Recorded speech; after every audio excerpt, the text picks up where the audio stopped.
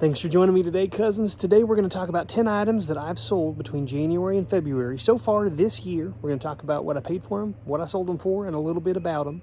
And then we're going to look at my sales so far. I'm going to be very transparent with you and show you what one man is doing on one platform, eBay, and you can kind of track with me how things are going. If you like this kind of stuff, make sure you take a moment, subscribe, click the bell icon so that you can be reminded of this stuff. Let's get to it.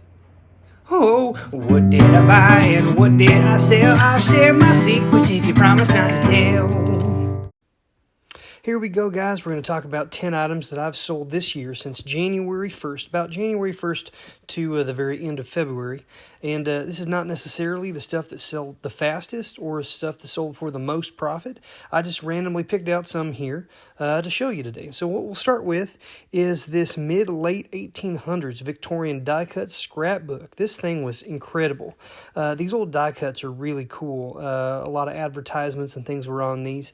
But this book had about 30-some pages in it, and it was full of different beautiful little die cuts that were stuck, glued into there. And sometimes people will get these and remove them, or they'll cut them out.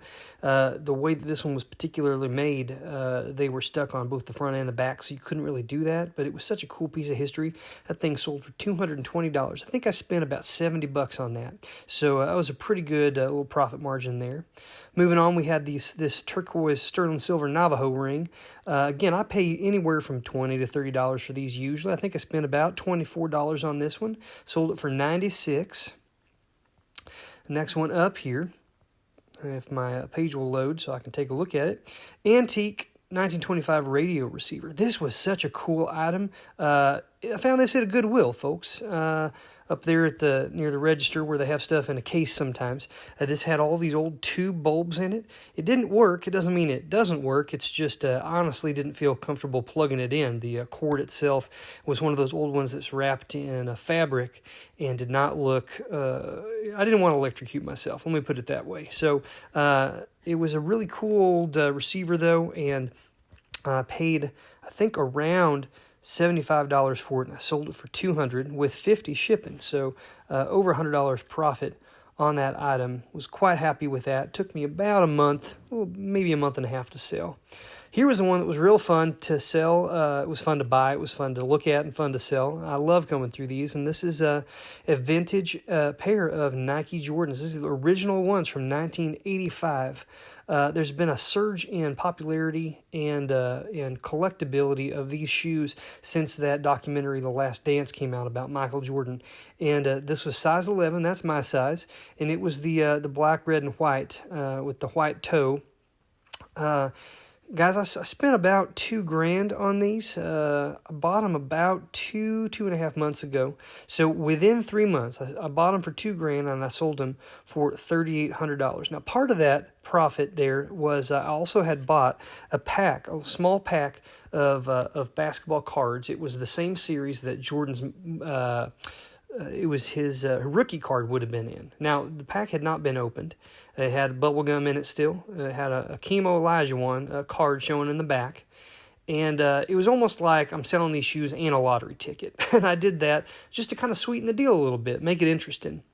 I think I spent about $250 on that pack. So $2,250 was my price going into it, and I sold it for $3,800. So $380 of that immediately goes to eBay. But I still cleared hundreds of dollars on this in profit, and I really like that when I can do that kind of profit margin or amount of money off of one sale.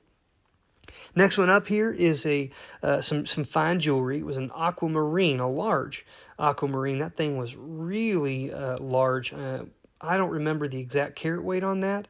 I'd have to go back and look at it, but it was certainly at least 8 carats, and it was really, really nice. So it was in 18 karat gold, white gold, as you can see there. It was a vintage piece and just beautiful. Somebody really wanted that. It was a large size, though, size 11. I mean, that's gigantic. But it's not that hard if you know how to do it to resize that. You can cut it down at the bottom, cut a piece of that metal out, fit it back together, and use some solder. Once it's soldered, you use the proper tools to buff that out, and you won't even know that it's been cut out.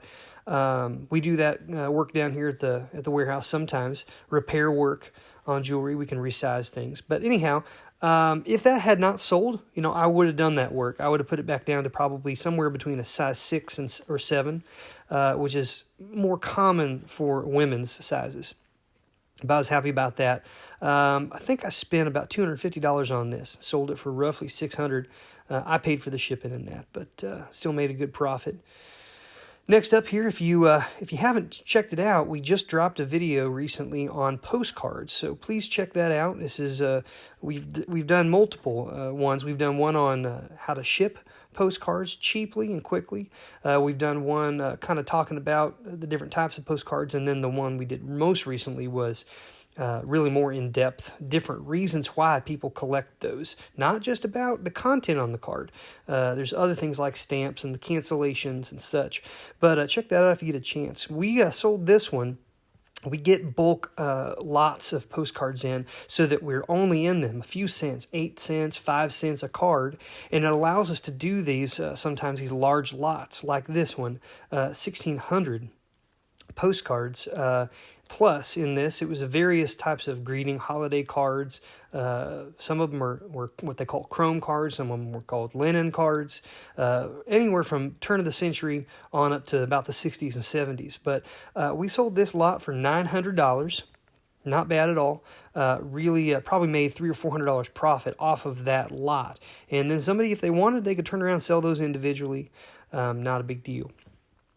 Next one up is another lot. We bought a lot of these old watches. Some of them were gold filled or gold plated.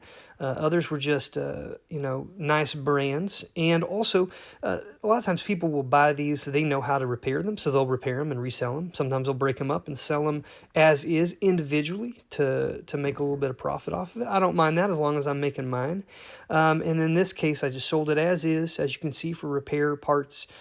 These things you can easily pick up sometimes for 50 cents, 75 cents, $1, $5 at yard sales, garage sales. If they don't work, a lot of times people will sell them for cheap because they don't want to take the time or bother with taking them in.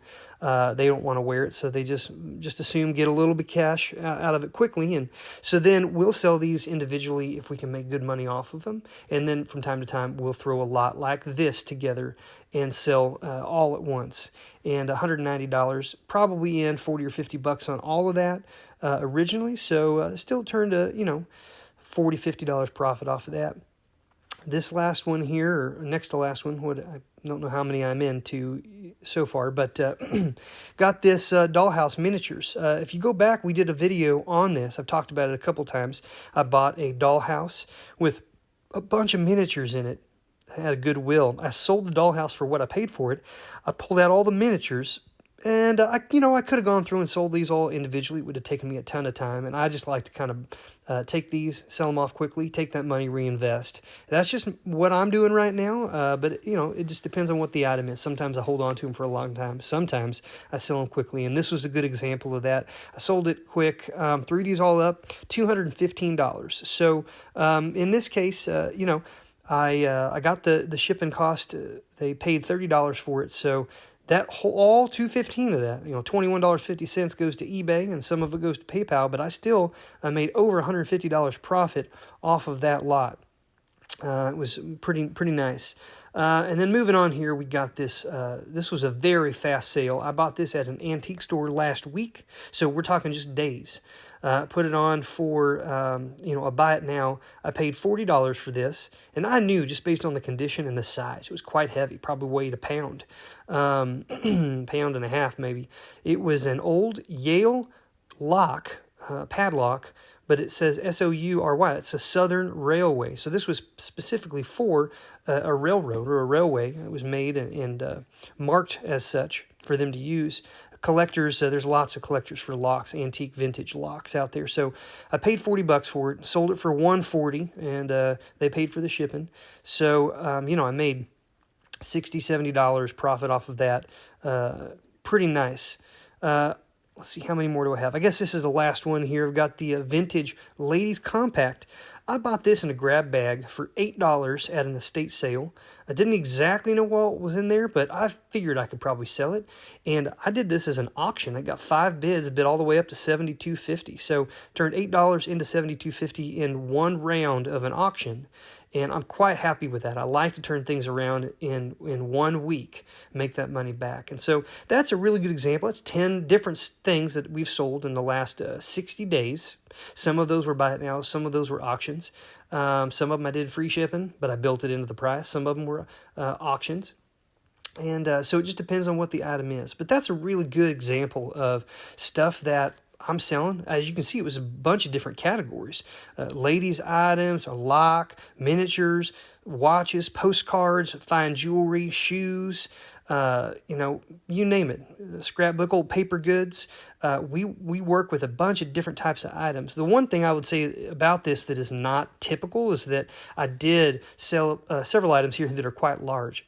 Probably 80% or more of the stuff I sell I can put into a little bubble mailer, or something that is flat, like a flat rate mailer or something, because I like smaller, easy, and cheap stuff to ship. That's just what I personally look for. So that's a great idea.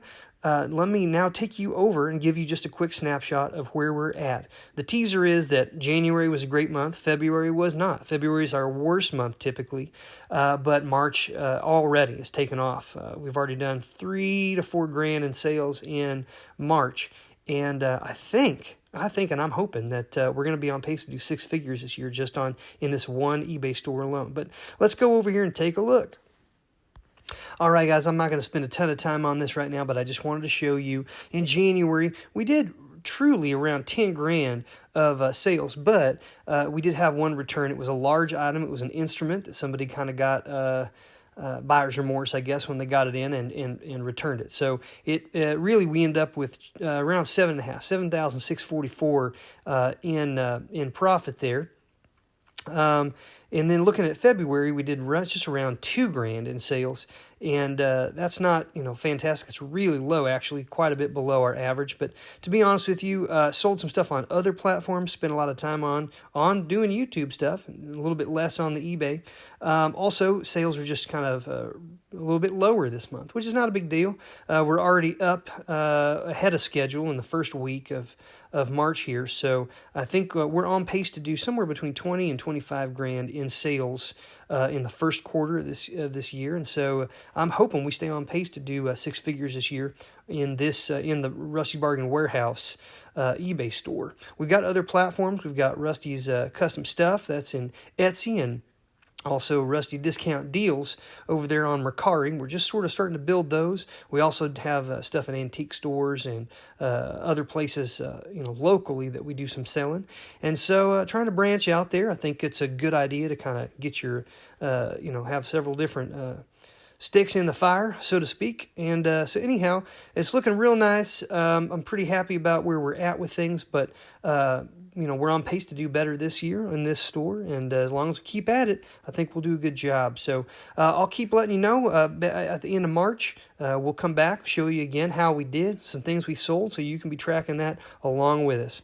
Well, you guys, take care, guys. Good luck to you out there when you're looking for stuff to buy and sell. If you ever have questions or wonder what we think of a particular item, if you want a little bit of advice, we'd be happy to answer those questions. Just give us a little comment down in the bottom there. Make sure you subscribe if you get a chance, and click that bell icon so that you'll know when we're dropping these types of videos. Going to get you some more educational stuff and some more giveaways soon. All right, cousins, take care.